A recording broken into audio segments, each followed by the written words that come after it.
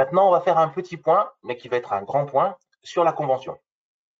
Donc, vous savez que la Convention, je vous rappelle pas tout, on en a parlé à plusieurs reprises, mais pourquoi l'USPO a donné son accord pour signer la Convention, conformément d'ailleurs à la décision du Conseil d'administration, hein, et le Conseil d'administration a aussi demandé que le texte de la Convention soit amélioré. Donc, pourquoi? Déjà, tout d'abord, pour sortir de l'impasse dans laquelle la profession était placée au moment de la décision unilatérale de dénoncer la tacite reconduction. Vous savez que cette dénonciation de la tacite reconduction a eu lieu en juin 2022, non, 2021, pardon, et on part pour 6 mois de négociations qui peuvent être renouvelées 6 mois encore pendant 6 mois. Et si au bout des 1 an, on n'a pas réussi à se mettre d'accord, on a un règlement arbitral, c'est-à-dire qu'un arbitre qui a été nommé comme étant, qui est un ancien du HCAM, une ancienne, pardon, du HCAM, est capable de dire, ben voilà, moi le curseur je le mets là et c'est moi l'arbitre. Donc voilà, il n'y a plus de discussion. On ne voulait pas en arriver jusque-là. Et puis on se retrouvait aussi dans une situation qui était compliquée, puisqu'on se retrouvait en plein dans l'élection présidentielle, avec un gouvernement qui ne serait plus apte à signer quoi que ce soit à partir d'une certaine date, puisqu'il n'est plus là pour gouverner, mais il est en campagne électorale. Même si la campagne démarre tardivement, c'était ce risque-là. Et puis aussi, et ça vous en avez bien conscience, on allait sortir de la période du quoi qu'il en coûte pour aller vers la période du qui va payer l'addition. Donc tout ça était une décision, était une situation qui était compliquée. Donc pourquoi est-ce qu'on a décidé de signer? Pour sortir la profession de cet enlisement dans lequel elle était depuis le mois de juin. De cet enlisement qu'empêche la profession d'avancer.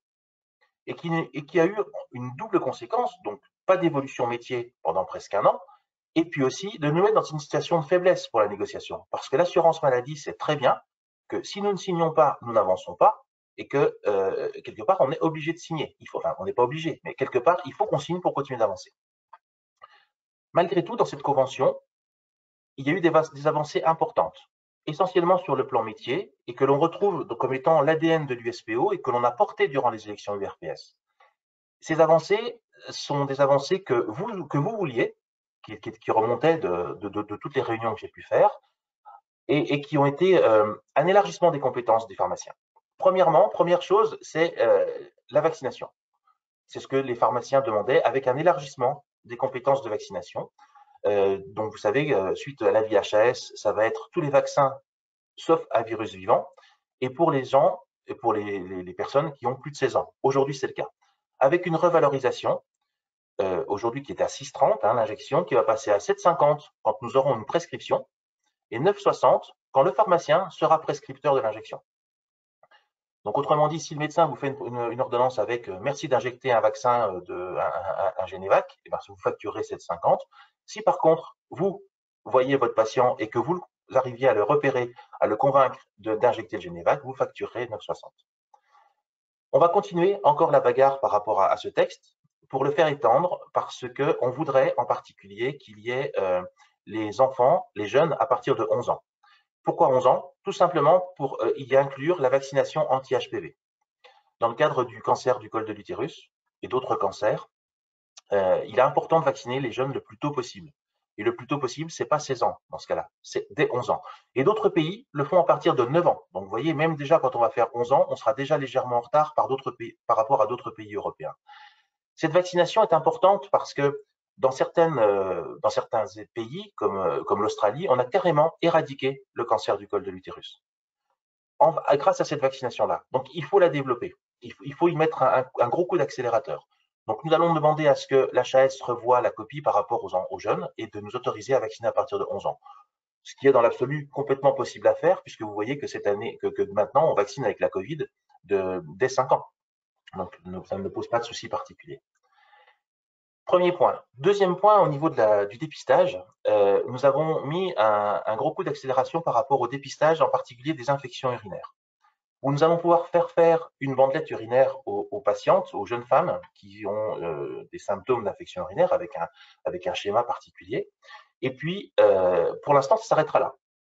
Ça s'arrêtera là. Mais on a écrit dans la convention, parce que l'assurance maladie le porte avec nous, qu'il fallait modifier le réglementaire pour que nous puissions aller jusqu'à la dispensation du Monuril pour prendre en charge complètement la patiente, d'aller jusqu'au bout. Aujourd'hui, c'est possible de le faire, mais dans le cadre d'un exercice coordonné seulement. mais c'est pas assez bien. Il faut qu'on aille jusqu'au bout et pouvoir le donner à toutes les jeunes femmes qui font une infection urinaire. Donc ça, c'est écrit dans la convention qu'il faut qu'on aille jusque-là, mais il faut modifier le réglementaire.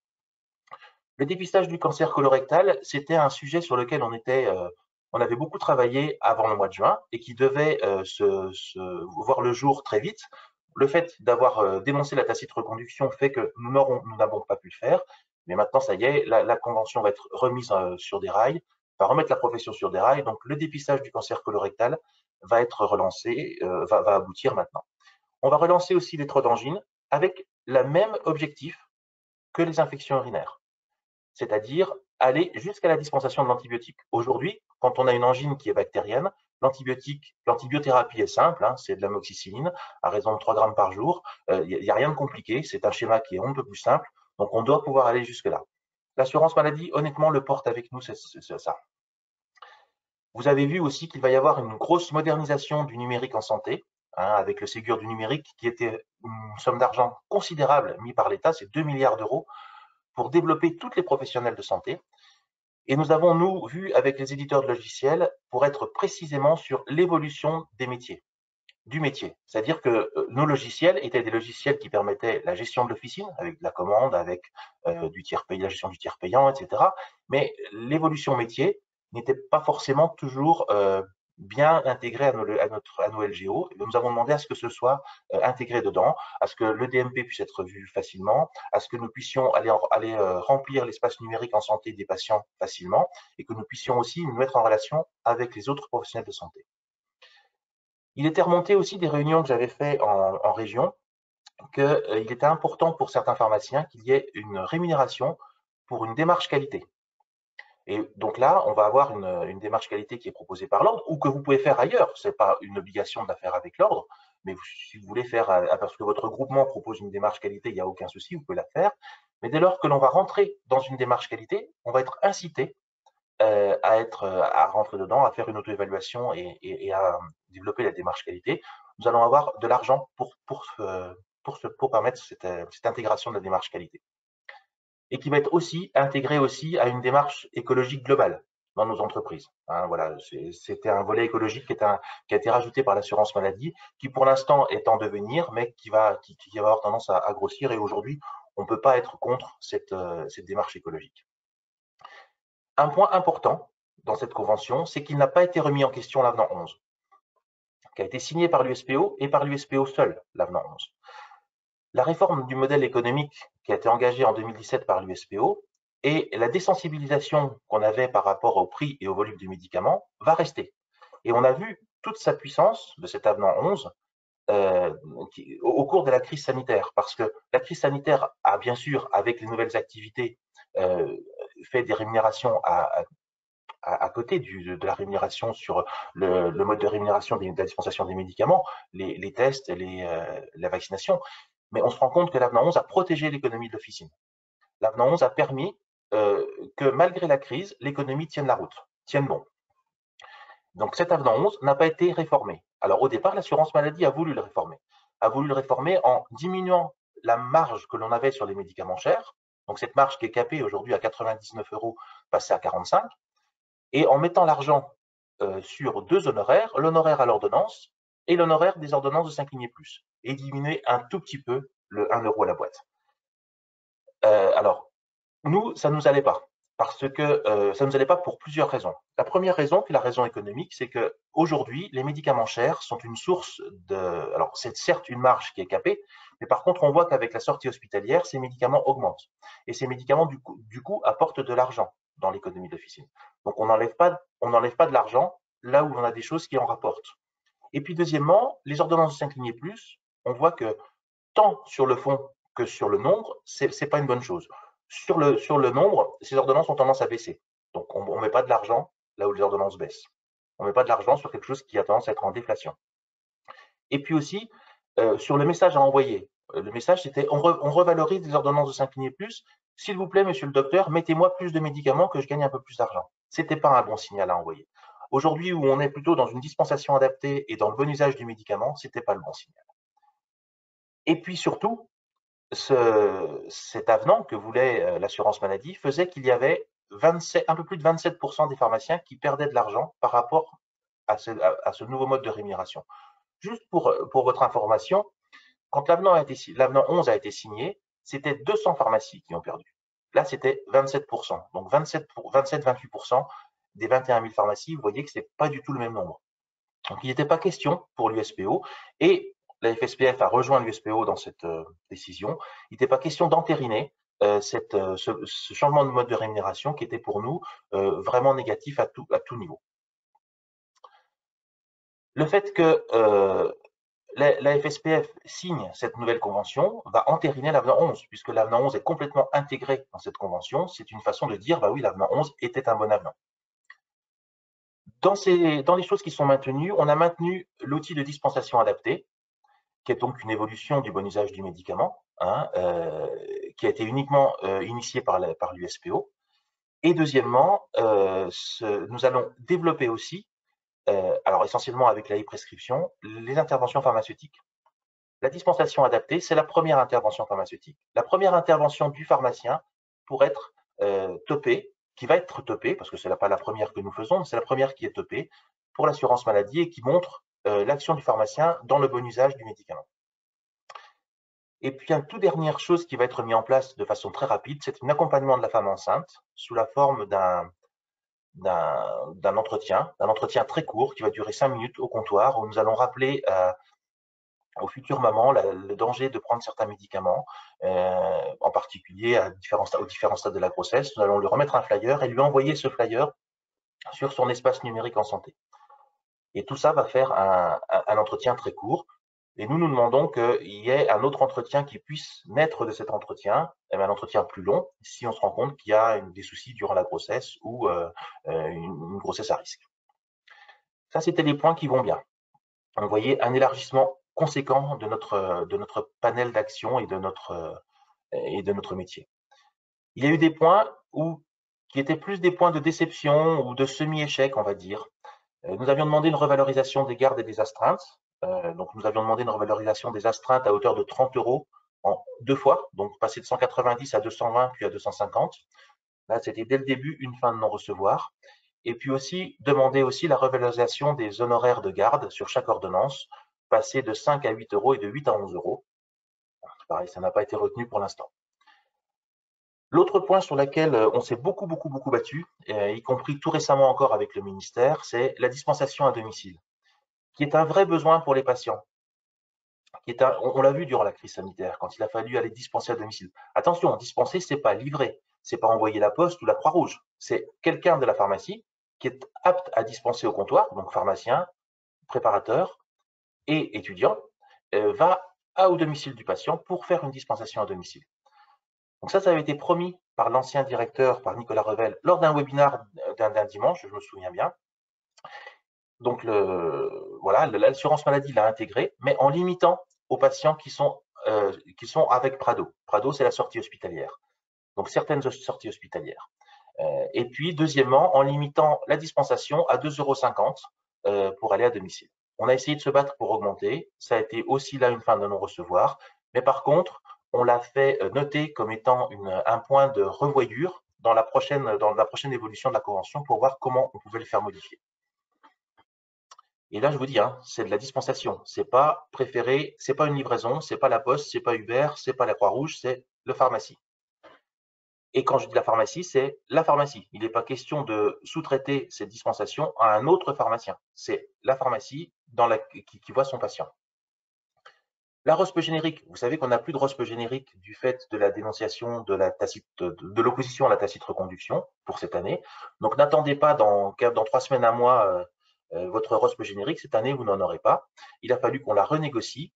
Et à cause de l'article 66, souvenez-vous, hein, l'USPO s'était beaucoup indigné contre cet article 66, avait beaucoup râlé par le fait que, après 2 ans, nous étions obligés de dispenser des génériques parce que sinon le patient allait payer. Eh bien, nous avons réussi à remettre une ROSP générique durant les 2 premières années de la vie du générique, donc pendant le temps où l'article 66 ne s'applique pas, et cette ROSP est capée à 10 millions € par an. Donc 10 millions € pour l'économie et en gros à peu près la même somme pour la stabilité des traitements. Hein, donc voilà, donc ça c'est ce qui va arriver durant à partir de l'année prochaine, une nouvelle ROSP générique, mais qui va être beaucoup moins importante que la dernière. Les biosimilaires. Vous savez que les biosimilaires, on a obtenu le droit de substitution dans le dernier PLFSS, mais on a limité l'action de substitution des pharmaciens à 2 molécules. 2 molécules qui ne sont pas des molécules simples à substituer, c'est un facteur de croissance qui est le Neulasta, et puis aussi l'hormone de croissance, la somatropine. Nous avons réussi à obtenir qu'il y ait une égalisation des marges entre le biosimilaire et son médicament de référence, et ça, ce n'était pas gagné du tout. Et nous demandons aujourd'hui à ce que cette égalité de marge se fasse aussi sur la liste des biosimilaires prescrits par les médecins. C'est-à-dire, il doit y avoir, alors il y a 6 molécules, je ne les ai plus en tête les 6, mais il doit y avoir le Lovenox, l'Alantus, l'Humira, enfin bref, des molécules qui par contre là sont beaucoup plus simples à substituer. Par contre, nous avons demandé aussi, et c'est en train d'être obtenu, un élargissement aussi d'égalité de marge au niveau des hybrides. En sachant que les biosimilaires, l'égalité de marge des biosimilaires et l'égalité de marge des hybrides, c'est un arrêté ministériel, c'est un arrêté de marge. Donc ça va arriver dans un deuxième temps, ce n'est pas la convention elle-même. Nous avons réussi de l'obtenir par le biais de la convention, mais ça doit être concrétisé par un arrêté de marge.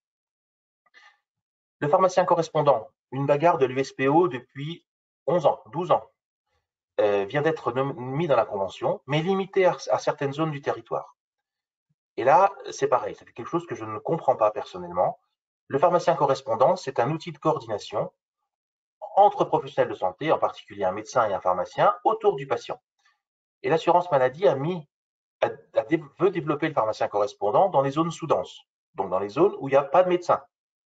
Donc ça va être dur de se coordonner avec dans des zones où il n'y a déjà plus de médecins.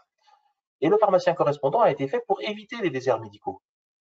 Donc c'est dommage de les mettre là où il y aura des déserts médicaux. Donc là, nous avons demandé à l'assurance maladie et au ministère de revoir tout de suite la copie et de l'étendre à tout le territoire. Aujourd'hui, l'état d'esprit dans lequel le pharmacien correspondant a été fait est vraiment de faire de la coordination là où il y en a besoin autour du patient pour libérer du temps médical et pas pour empêcher. Ça ne fera pas revenir des médecins dans les zones où il y a déjà plus de médecins. Un autre point qui nous pose souci aussi, c'est les grands conditionnements. Vous avez vu que, alors, je vous fais un petit rappel. Les grands conditionnements, certains grands conditionnements avaient un honoraire qui était un honoraire à la boîte de 2,70 €. Alors, si je vous rappelle pourquoi les 2,70 €, c'est 3 fois 1 €, parce que l'honoraire à la boîte mensuelle, c'est 1 €. Donc, 3 fois 1 €, ça fait 3 €. Et comme il y avait une décote de prix de 10%, on avait fait une décote des 3 € pour faire les 2,70 €. Suite à un procès qui a été fait par la FSPF au Conseil d'État, la liste a été cassée parce qu'il n'était pas juste d'avoir certains médicaments et pas d'autres. Par exemple, vous preniez le Levothyrox. Le Levothyrox ne bénéficiait pas de cet honoraire. Certains colliers non plus, le Permixon non plus, etc. La proposition initiale du gouvernement, de l'assurance maladie, pardon, était de dire on remet les grands conditionnements avec toutes les molécules en mettant un tarif d'honoraire de grand conditionnement à 2,55 €. Donc nous, on a dit non, ça ne va pas. 2,55 € c'est trop peu. On demande 3 €. Et puis, ils sont revenus vers nous en disant, finalement, on va vous donner 2,70 € sur l'ensemble des grands conditionnements, en excluant les pilules contraceptives. Quand j'ai posé la question de pourquoi l'exclusion des pilules contraceptives, on m'a répondu, les pilules contraceptives trimestrielles existaient avant la loi sur les grands conditionnements, donc c'est pour ça qu'on les a exclues. Quand on a réfléchi un petit peu, et quand on a fait avec Guillaume, qui s'occupe de l'économie, et qu'on a regardé un petit peu le périmètre, on s'est rendu compte que 2,70 € sur l'ensemble des grands conditionnements avec exclusion des pilules revenait à la même somme que 2,55 € sur l'ensemble des grands conditionnements. Donc, on a habillé les grands conditionnements pour faire plaisir à certains, mais quelque part, la somme d'argent est rigoureusement la même. Donc, pour nous, ça ne suffit pas, il faut qu'on revienne là-dessus. Dans cette convention, il y a un carton rouge, un texte qui est pour nous complètement inentendable. L'assurance maladie veut, et ça c'est à juste titre, que l'on sécurise la dispensation des médicaments chers. Les médicaments chers pour l'assurance maladie, c'était dans un premier temps les médicaments de plus de 200 €, prix de vente, mis à plus de 300 €. L'assurance maladie voulait que, si on avait une prescription d'un médicament cher, nous puissions aller voir sur l'espace santé numérique du patient pour voir s'il avait vraiment vu le médecin. Si on n'avait pas de renseignements sur l'espace santé numérique, que nous allions appeler le médecin pour qu'il confirme qu'il avait bien vu ce patient. Dans la pratique, ça c'est joli, mais dans la pratique, c'est irréalisable. Irréalisable pourquoi? Déjà, l'espace santé numérique du patient, le patient qu'on n'a pas, ça va poser souci. Deuxièmement, si le médecin ne va pas mettre le compte-rendu de sa visite, ce sera quand il y aura eu le remboursement de la visite qu'il va y avoir enrichissement de l'espace santé numérique. Vous savez bien, vous voyez bien quand vous télétransmettez et que vous êtes payé 5, 6, 7 jours après, que l'espace santé numérique du patient, il ne peut pas être enregistré, il ne peut pas être complété avant ce même délai. Donc pendant 7 jours, on n'a pas accès. Appeler un médecin, alors quand c'est notre médecin généraliste, on va lui casser les pieds, mais on peut déjà le joindre. Quand ça va être un médecin hospitalier, et pour les médicaments chers, on a quand même une majorité de prescriptions qui sont des prescriptions hospitalières, et bien là, je mets au défi n'importe qui de pouvoir joindre le médecin. Ce qui fait qu'on allait mettre le patient en souffrance, et puis aussi le pharmacien, parce qu'il allait passer énormément de temps pour quelque chose qu'il ne pouvait pas faire. La première réponse de l'assurance maladie, ça a été, si vous ne voulez pas du texte, vous ne signerez pas la convention. Les associations de patients ont eu vent de ce texte-là et se sont indignés, et à juste titre, hein, parce que c'était vraiment quelque chose qui était pour eux inentendable. Donc aujourd'hui, ce texte doit être réécrit. Moi, depuis mardi dernier, on me dit toutes les demi-journées, vous allez recevoir le texte, mardi soir, mercredi matin, etc. Au jour d'aujourd'hui, je ne l'ai pas, ce texte-là, donc je ne peux pas vous en parler. Mais par contre, oui, Bénédicte? En fait, on a reçu une modification ce matin. Donc, Ah, il y a eu. Voilà. bon, bah voilà, Donc, excusez-nous, non, non, mais vous bien l'avez en dire que, direct. en fait, la modification va vraiment dans notre sens et permet. Euh, alors, l'intention reste de, comme le disait Pierre, de lutter contre la fraude et ça, on y était totalement favorable. En revanche, les modalités feront l'objet d'un consensus, enfin d'une réunion en tout cas, entre les différents acteurs, notamment les pharmaciens, les patients et les médecins hospitaliers ou non. Et donc ça, je pense que c'est ce que tu attendais, et enfin c'est ce que l'USPO attendait, et c'est ce que l'USPO a souhaité. Donc je te laisse commenter peut-être là-dessus. Merci, merci beaucoup. Donc, ouais, vous l'apprenez en direct. Voilà. Alors, moi, je l'attends depuis mardi dernier. On vient de le recevoir. Donc, c'est bien. Ça va être remis en intention. Il faut lutter contre la fraude parce qu'il n'est pas question que des médicaments onéreux partent dans différents pays pour faire du commerce parallèle. Mais et il est important. C'est notre argent, hein, l'argent de l'assurance maladie, que nous aidions à cette lutte contre la fraude, mais pas au détriment des pharmaciens et pas au détriment et surtout pas avec un risque d'indu conséquent pour nous. Voilà. Ça fait partie de notre carton rouge.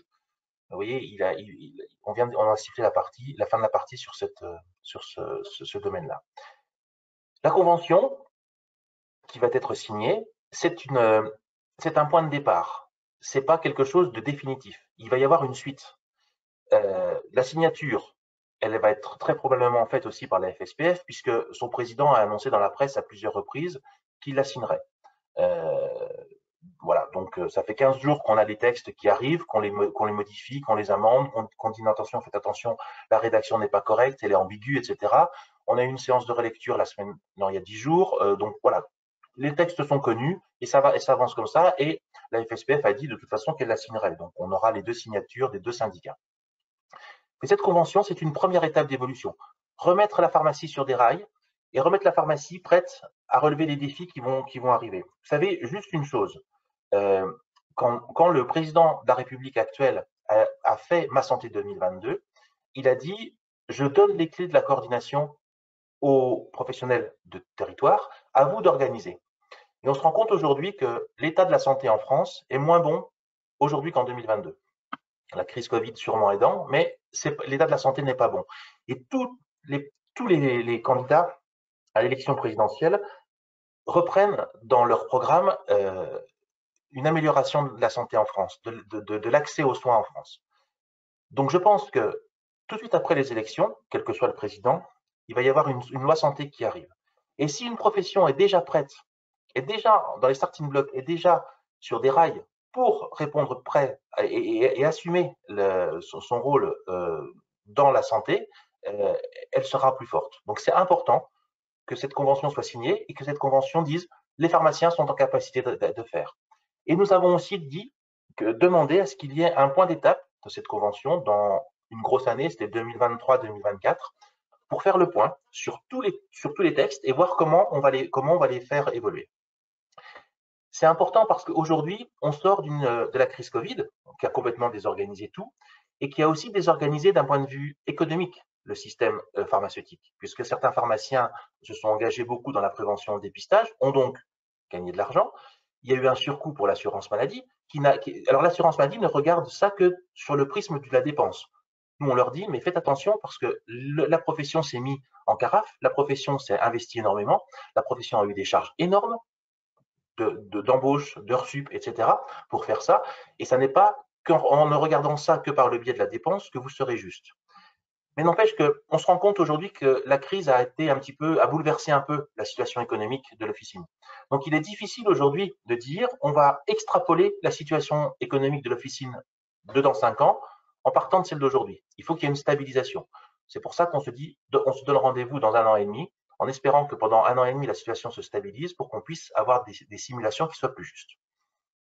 D'autres choses vont naître aussi de cette prochaine étape de la Convention avec de nouveaux accompagnements, comme le diabète, le renforcement toujours de la prévention et du dépistage pour certaines pathologies, la maladie cardiovasculaire, les maladies transmissibles avec le dépistage de l'hépatite C, du VIH, et puis aussi trois choses qui ont été rajoutées, donc un entretien femme enceinte, ça c'est ce que l'USPO avait demandé, un entretien sur l'ostéoporose, c'est la FSPF qui était à l'origine de cette demande-là, et une autre demande qui a été faite par l'USPO, c'est le dépistage de la DMLA. Comme ça a été fait dans certaines régions URPS où il a été fait un dépistage et nous avons été rémunérés pour faire ce dépistage. Donc vous voyez, la Convention ne fiche pas les choses. La Convention nous permet d'avancer. En fait, signer la Convention, c'est permettre à la profession de pouvoir continuer d'avancer, c'est permettre à la profession de pouvoir continuer d'évoluer. Et à l'USPO, vous savez que c'est toujours quelque chose d'important pour nous que de prévoir l'évolution du métier, que d'anticiper cette évolution du métier. D'avoir toujours 1 ou 2 coups d'avance. Concrètement, on a eu de nouvelles activités qui ont généré une croissance supplémentaire pour la pharmacie durant cette crise Covid. Eh bien, cette crise Covid, elle a fait que mettre en lumière ce que nous disions de la Convention. La Convention, elle est avec une rémunération pour l'entracte de dispensation qui se doit être relativement pérenne. C'était l'objet de l'avenant 11, qui a été ratifié et qui va être intégré dans la nouvelle Convention. Et si on veut avoir de la croissance, il faut qu'on aille la chercher sur de nouvelles activités. C'est ce qui s'est passé durant cette crise Covid. Les pharmacies qui ont joué le jeu et qui ont fait de la vaccination et du dépistage ont eu une croissance. Celles qui ne l'ont pas fait, n'en ont pas eu. En tout cas, pas eu autant. Donc, bien sûr, dans les nouvelles activités, il y a les tests antigéniques, la vaccination, qui pour l'instant vont diminuer, mais qui peuvent éventuellement revenir. Vous avez su organiser votre pharmacie pour proposer ces services. Et maintenant, il faut continuer de vous organiser pour proposer de nouvelles missions. La vaccination qui va arriver, d'autres dépistages qui vont arriver, mais également penser à des choses qui sont très perçues positivement par nos patients, qui sont les accompagnements. Les accompagnements qui sont faits par le biais des entretiens asthme, AVK, AOD, les entretiens de chimiothérapie orale anticancéreuse et bien sûr des bilans partagés de médication. C'est de l'argent qui rentre pour un travail qui est conséquent et qui rentre net. C'est directement dans la marge. Ce n'est pas quelque chose sur lequel on va avoir des dépenses. Et nous avons aussi, nous, comme mission, de simplifier ces accompagnements pour les rendre peut-être un peu plus accessibles au comptoir, un peu plus accessibles à tous les pharmaciens. Voilà. Mais tous ceux qui l'ont fait vous disent que ça apporte un vrai plus dans la relation qu'on a avec le patient. Tous ces bilans, ces accompagnements, c'est une autre façon de voir le traitement. Ce n'est plus vous, pharmacien, qui expliquez le traitement au patient, c'est le patient qui vous raconte sa vie avec son traitement. Et ça change complètement le regard des choses. Voilà. Ce sera toujours une rémunération complémentaire. Et c'est comme ça que nous l'avons voulu. C'est comme ça que nous avons tricoté l'avenant 11 avec Nicolas Revel, qui était, vous voulez gagner plus, vous voulez avoir de nouveaux modes de rémunération, et bien vous allez les chercher dans de nouvelles missions. Et vous savez, c'est quelque chose qui est non négligeable pour les pharmaciens. Bénédicte, est-ce qu'on a des questions sur la Convention? Oui. Alors, je pense peut-être qu'il faudrait aussi préciser, alors peut-être que tu l'as dit, mais j'étais peut-être en train de lire les questions, mais préciser que une fois qu'elle sera signée, la convention, enfin certaines missions ne vont pas s'appliquer immédiatement, parce que j'ai notamment des questions sur le fait que est-ce que c'est possible déjà dès à présent de vacciner pour les autres vaccins? Alors non. Alors pour les autres vaccins, alors non, ça c'est pas possible. Alors je vais vous répondre en deux temps. Pour les autres vaccins, il y a un avis de l'HAS. On a écrit dans la convention que c'était possible. Il va falloir qu'il y ait un arrêté nous autorisant à le faire. Tant que cet arrêté n'est pas fait, on ne peut pas le faire. Mais par contre, ça va pouvoir être fait dès lors que l'arrêté est pris. Pour d'autres missions, comme le dépistage du cancer colorectal, si on demandait une rémunération immédiatement, alors attention, je ne vous ai pas dit qu'on n'allait pas être payé, mais si on demandait une rémunération à l'acte immédiatement, il fallait un delta de 6 mois. C'est la loi. C'est-à-dire qu'à partir du moment où la convention est signée, entérinée par l'ordre les ministres et publiée au JO, il faut 6 mois pour qu'elle s'applique. Eh bien, nous avons, nous, la première année, par exemple, pour le dépistage du cancer colorectal, demandé à ce que la rémunération soit faite sous forme de ROSP. Ne braillez pas, c'est pas le but de renforcer les ROSP, c'était le but d'obtenir de l'argent pendant un an pour quelque chose que nous allions faire tout de suite. Et après, au bout des un an, le mécanisme de paiement du dépistage du cancer colorectal sera un mécanisme à double flux. Premier flux, c'est à l'acte. Donc, quand nous allons remettre le kit au patient, nous allons être payés à l'acte. Et ensuite, il y aura une rémunération qui sera plus tard, toujours sous la forme de ROSP, si le patient fait bien son dépistage. Mais l'acte étant la majeure partie du remboursement. Donc, il y a des choses qui vont se mettre en place immédiatement parce que c'est possible, et puis il y a des choses qui vont se mettre en place avec un delta de temps parce que, ben voilà, on attend encore des bouts de texte réglementaires.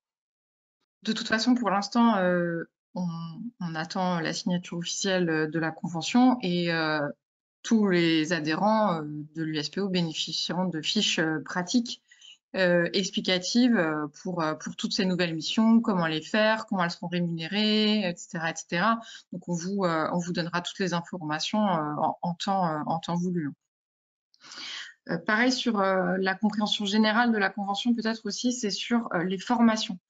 Est-ce que il y aura besoin de faire une formation? Alors, il y a des questions spécifiques sur les vaccins et sur les entretiens, par exemple, anticancéreux oraux, mais je pense que de manière plus générale, sur l'ensemble des missions, est-ce qu'il y aura une formation obligatoire sur toutes les missions? Alors, au départ, ça a été demandé comme ça par l'assurance maladie. On s'est élevé contre ça en disant non, pas besoin d'une formation pour la vaccination de l'hépatite, pas besoin de la vaccination. Il faut une formation sur la vaccination. Donc, le pharmacien qui va être formé sur la vaccination grippe aura le droit de vacciner sans aucun problème, comme on l'a fait pour la vaccination Covid. Par contre, celui qui n'aura pas été formé devra se former. Il y a des formations qui sont prévues dans les textes, et ça, ce sont des textes réglementaires au-delà de la convention. Par exemple, si on reprend le cancer colorectal, dans le cahier des charges du dépistage du cancer colorectal, les professionnels de santé doivent se former. Mais que ce soit les médecins, les infirmiers ou les pharmaciens, ils doivent se former. Et ils doivent être formés par des structures particulières. Donc ça, on va se rapprocher des URPS pour que les URPS puissent proposer aux pharmaciens ces formations-là. Après, ça peut être un groupement, ça peut être autre chose, hein, mais il y aura des formations. Pour la femme enceinte, il n'y a pas besoin de formation. Voilà, donc ça va je ne peux pas vous faire une réponse générale. Comme l'a dit Bénédicte, vous aurez dans les fiches pratiques à destination des pharmaciens adhérents de l'USPO les renseignements sur ce que vous devez faire au préalable, si vous devez avoir un local particulier, si vous devez avoir une formation particulière, etc. Et vous aurez tous ces éléments-là. Et nous poussons aussi pour que certaines formations soient faites par nos pairs, c'est-à-dire refaire la même chose que nous avons eu pendant la crise Covid sur le dépistage. Une personne est formée, et si après cette personne forme son équipe, eh bien, c'est valable. C'est une attestation, on fait une attestation et il n'y a plus de souci. Pareil, par exemple, pour le trot d'angine. Le trot d'angine, une personne est formée, elle peut former le reste de l'officine, etc. Donc, nous allons demander que ça se passe comme ça. Pour finir sur la vaccination, est-ce que les préparateurs pourront faire ces nouvelles vaccinations? Pour l'instant, comme je vous l'ai dit, le texte, on l'attend, on l'a pas. Donc, on va attendre de voir comment le texte sort. Honnêtement, on va demander à ce qu'il y ait la même égalité. Les préparateurs pouvant vacciner la grippe et pour vacciner la Covid, c'est la même logique. Mais pour l'instant, le texte n'est pas sorti. Donc, dès lors qu'on va devoir travailler sur ce texte, on reviendra vers vous pour vous dire. Pour l'instant, rien n'a été écrit, pas plus en positif qu'en négatif. Mais on attend ce texte, on attend cet arrêté du ministre. Ok, merci. Alors après, sur d'autres questions, d'autres sujets plutôt. Euh, Alors là aussi, un sujet général peut-être qui peut intéresser tout le monde sur les difficultés de recruter les patients pour les accompagnements. Et la question c'est, alors je souris parce que c'est quelque chose qu'on a beaucoup demandé, mais serait-il possible de demander à l'assurance maladie de communiquer aux patients pour les inciter? Merci. Merci de me demander ça.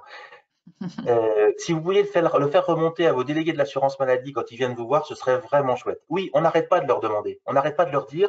Ça a été fait dans un moment quand quand on a voulu développer les accompagnements des patients sous AVK. On leur demande de faire la même chose. Alors ils nous disent oui. Au départ, ils disaient non. Maintenant, ils disent oui, mais ils font pas. Donc, on va attendre de voir la convention signée pour leur redemander de le faire. Mais ça, c'est important. Et par contre, ce qui est aussi important, c'est que nous avons demandé aussi à ce que ce soit intégré à nos LGO. C'est-à-dire que nos LGO soient capables déjà de, de nous sélectionner les patients qui auraient droit à ces nouvelles missions, à ces accompagnements. Ça, c'est fondamental aussi, que nos LGO nous accompagnent. Donc la personne répond, j'ai une CPL prochainement, je vais à nouveau le demander. Merci. C'est temps. Merci beaucoup. Alors, sur d'autres questions, sur la dispensation à domicile maintenant. Donc, deux questions. Je te donne une après l'autre. Donc, comment peut-on faire partie du Prado? Alors, peut-être expliquer comment ça va se passer.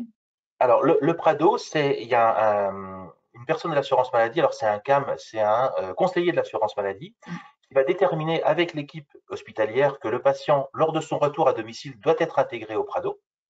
Et lors de son intégration au Prado, l'équipe va définir que, alors il existe plusieurs Prado, hein, grossesse, enfin les opérations, le Covid est un Orthopédie. Prado aussi. Comment tu dis? Orthopédie, chirurgie, je crois. Orthopédie, chirurgie, etc. Enfin, il y a plusieurs Prado. Il y aura d'autres Prado à venir aussi. Euh, donc, alors, je ferai une parenthèse après sur le Prado. Une fois que le patient est inscrit dans le Prado, il va pouvoir bénéficier, si le conseiller et si l'équipe de santé de l'assurance qui tourne autour de lui estime qu'il lui faut une dispensation à domicile, va lui dire, OK, on donne le top pour que le pharmacien puisse aller dispenser à domicile. Il y aura juste un capage de 15 dispensations à domicile par semaine, je crois. Non, c'est 5 par jour. Hein, c'est 5 par jour, donc sur 5 patients différents, bien sûr, 5 par jour, donc ça fait un peu plus que 15 par semaine. Et puis, alors le Prado.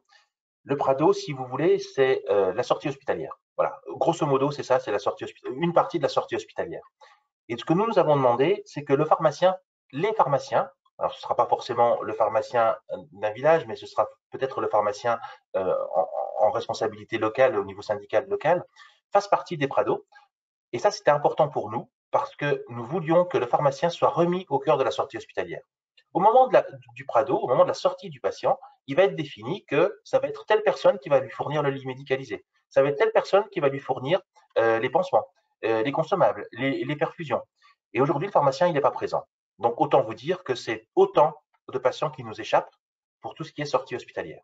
Et nous avons demandé à ce que le pharmacien soit intégré au Prado pour qu'il y ait une présence pharmaceutique et que le pharmacien dise, attendez, moi, ce patient-là, il est connu par son pharmacien, c'est au pharmacien, enfin, c'est au patient de choisir par qui il va être géré au niveau hospitalisation à domicile, matériel à domicile.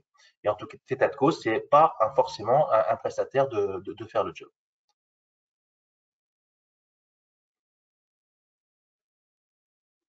Ok. Et donc, toujours sur la dispensation à domicile, la question c'est par rapport à la rémunération, euh, comment on fait? Enfin, en gros, il n'y a rien sur les indemnités kilométriques et pourtant, ça représente quelque chose. Et donc voilà, en termes de rémunération, comment ça se passe? Alors, nous avions demandé de ne pas avoir d'indemnité kilométrique pour simplifier le mode de calcul, mais d'avoir en fait 2 fois 2,50 €. 2,50 €, c'était le forfait, plus 2,50 € correspondant à l'indemnité kilométrique, ce qui correspondait à peu près à un trajet aller-retour de 6 à 7 km en fonction du barème kilométrique. L'assurance maladie n'a pas voulu.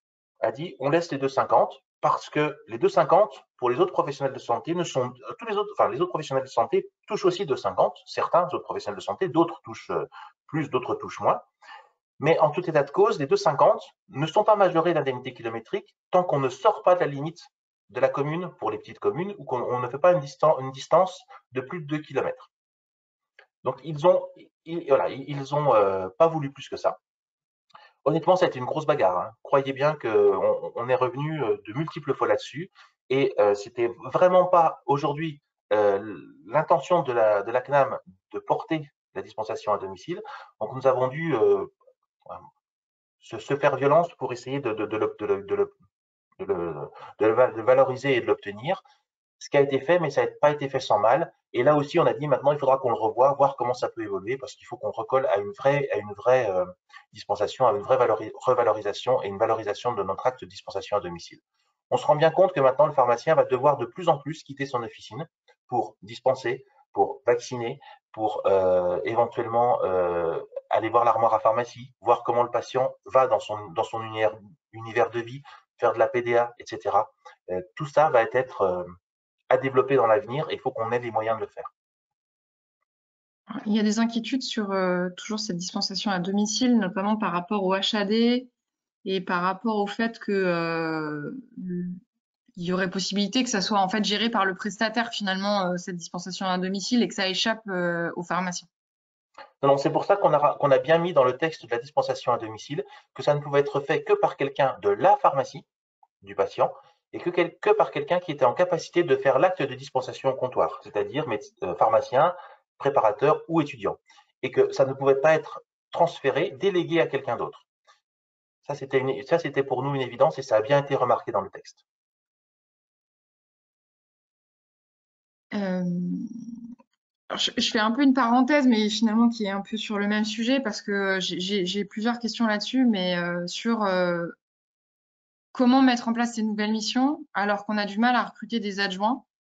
Et donc, c'est là que je fais une petite parenthèse parce que j'ai notamment une personne qui nous demande si on fait des actions pour la formation et le recrutement des adjoints et des préparateurs. Donc, ça on peut en parler peut-être rapidement. Alors, oui, alors on a été mobilisé hein, beaucoup par la Covid et beaucoup par la convention. Donc c'est vrai que ce point recrutement est un point qui touche tout le monde, dans toutes les régions, dans toute la France.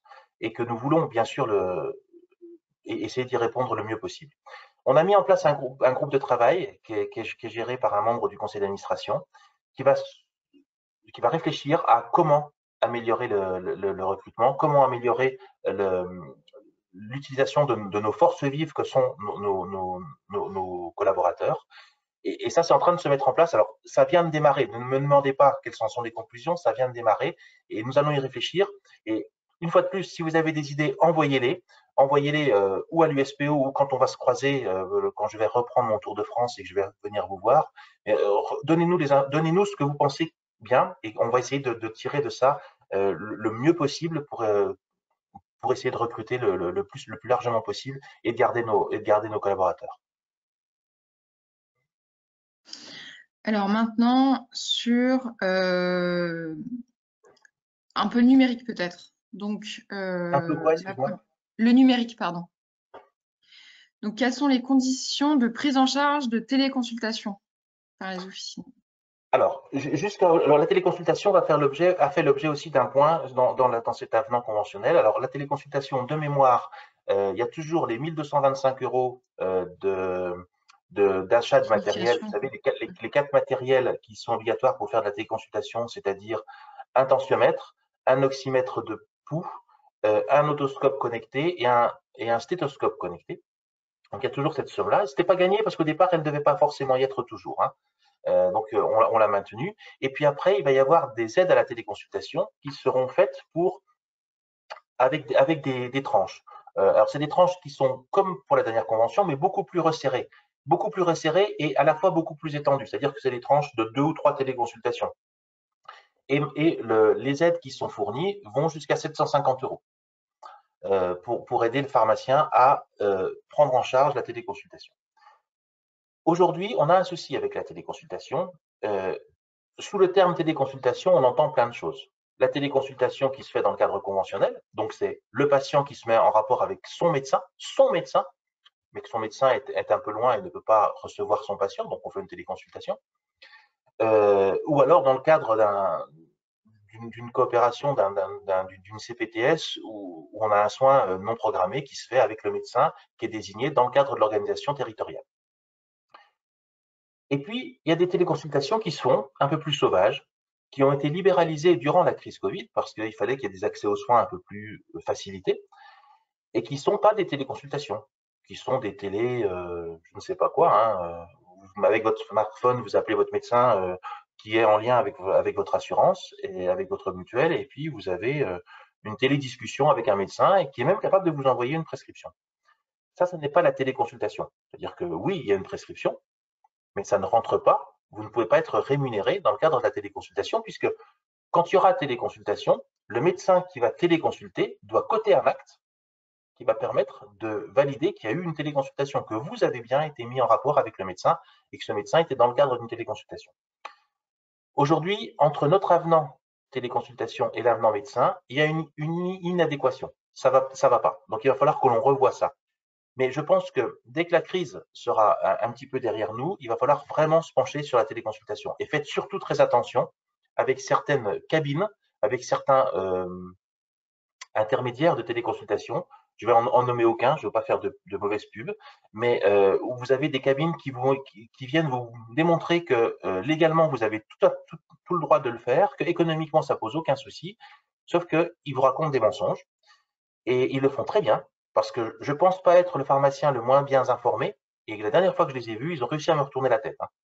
Hein. Donc, j'ai bien sûr pas signé d'accord avec eux, mais j'ai réussi à douter. Ils ont réussi à me faire douter. Donc, on s'est rapproché de l'assurance maladie, qui doivent les voir. Je sais que beaucoup de fournisseurs de télécabines sont vus régulièrement par la CNAM pour leur rappeler les choses, mais méfiez-vous bien. Demandez-nous si vous avez un moindre doute avant de signer quelque chose qui va vous engager, qui va vous coûter de l'argent et pour lequel vous ne pourrez pas coter de téléconsultation. Faites très très très attention.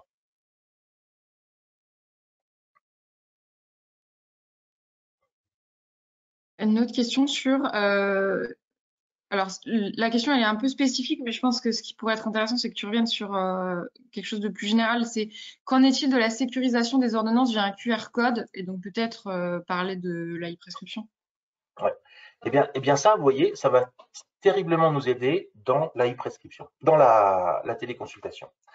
Quand aujourd'hui un pharmacien reçoit une ordonnance d'une plateforme comme Zava, comme Care, où on sait très bien qu'il n'a ni vu de médecin, même pas forcément entendu, parce que c'est bonjour docteur, je voudrais une prescription de tel et tel médicament et vous recevez la prescription. Pour moi, ça n'est pas de la médecine, ça va pas. Donc l'assurance maladie, pour lutter contre ça, va développer l'e-prescription. L'e-prescription, ça va se passer comment? Le patient va chez son médecin, le médecin le consulte, lui fait une prescription et va envoyer la prescription sur un serveur de l'assurance maladie, un serveur sécurisé, et va imprimer sur l'ordonnance un QR code. Il va lui remettre l'ordonnance papier, bien sûr, ça c'est une obligation légale, signée de sa main, et le patient va venir vous voir avec l'ordonnance. Là, vous allez pouvoir biper le QR code, le lire, et aller récupérer l'ordonnance sur le serveur de l'assurance maladie. L'ordonnance va s'implémenter dans votre logiciel. Et puis là, vous allez faire votre acte de dispensation. Acte de dispensation qui sera à l'identique de la prescription. Vous n'aurez rien besoin de changer, eh bien c'est parfait, vous validez, vous dispensez et ça part. Ou alors, il y aura des soucis qui peuvent être, eh bien, on a prescrit le générique de la marque X, et puis vous, c'est la marque Y que vous avez en stock. Donc, vous ne pouvez pas renvoyer que c'est la marque X, parce que ce n'est pas celui que vous avez dispensé. Donc, il va falloir le changer. Là, c'est un changement de fait. C'est-à-dire qu'il n'y a pas de souci, il n'y a pas de justification. Vous avez donné la même chose, mais sauf que c'est une autre marque. Par contre, parfois, eh bien, vous allez avoir un souci parce que le médicament prescrit ne sera pas à la bonne posologie. Ou le médecin aura oublié un traitement. Entre-temps, le patient aura été à l'hôpital aura rajouté un traitement, le médecin n'en ayant pas eu forcément connaissance ne le rajoute pas. Ou au contraire, l'inverse, l'hôpital ayant arrêté des traitements, le médecin le remet. Ou une erreur de prescription. Moi, des fois, on voit des prescriptions avec de l'insuline à un stylo matin et soir. Je doute que ce soit la vraie posologie. Donc, tout ça, si vous voulez, ça va être des modifications que vous allez faire sur la prescription. Là, c'est ce qu'on appelle les interventions pharmaceutiques. Et le fait d'aller modifier la prescription va mettre en lumière votre intervention. J'ai appelé le médecin qui avait oublié le traitement contre la tension, qui n'avait pas vu que le traitement avait changé par le spécialiste, etc. Et vous allez tarifier et renvoyer à l'assurance maladie le paiement, enfin la facture, le paiement, etc. Mais cette e-prescription va être une sécurisation de l'acte de prescription et dispensation. Et du coup, les patients ne pourront pas, alors qu'une ordonnance a été prescrite pour une fois, l'imprimer 50 fois et aller dans 50 pharmacies différentes, puisque le QR code aura été lu et désactivé.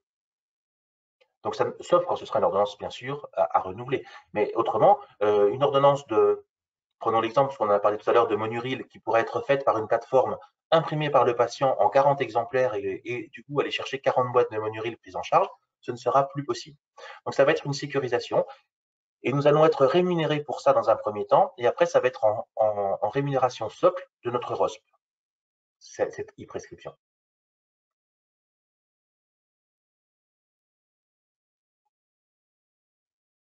Pardon, j'étais en train de finir une réponse. Peut-être maintenant sur la PDA. Donc, est-ce qu'il va y avoir une prise en charge pour la PDA et quelles sont les conditions pour faire de la PDA? Eh bien, je vais vous répondre aux deux conditions, aux deux questions en une réponse. Oui, peut-être.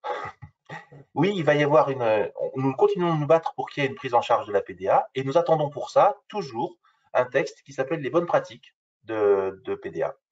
Tant que ce texte ne sera pas sorti, nous ne pourrons pas avancer. L'assurance maladie ne veut pas, et de même, pas plus le faire que d'y mettre une rémunération. Donc nous allons devoir, et on a réussi à convaincre l'assurance maladie de pousser avec nous au niveau du ministère pour que ce texte sorte. Il faut maintenant qu'il sorte, ça fait pareil, ça fait 11-12 ans, hein, c'est comme le pharmacien correspondant que ce texte est bloqué. Il faut impérativement qu'il sorte des tiroirs de la DGS pour nous dire comment est-ce que nous devons faire une PDA. Et c'est quand nous aurons ce texte que nous pourrons aller demander une rémunération adéquate.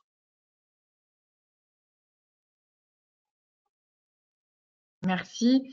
Sur l'organisation des soins primaires et notamment les soins, enfin les équipes de soins primaires souples, qui éviterait, bon, je lis la question, mais qui éviterait l'organisation complexe d'une CPTS. Donc là-dessus, on travaille également. Pierre, je te laisse.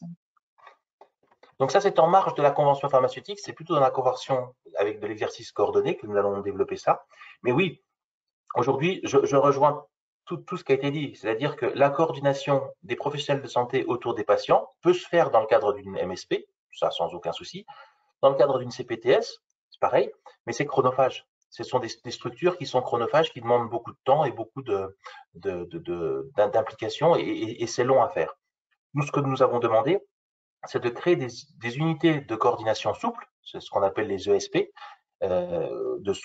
équipe de soins primaires, autour du patient, donc un médecin, un infirmier, un pharmacien, un kiné, une sage-femme, etc., mais qui vont se regrouper autour et qui vont pouvoir prendre en charge le patient dans un exercice coordonné, mais pas dans un exercice structuré, comme peut l'être une CPTS ou une UMSP.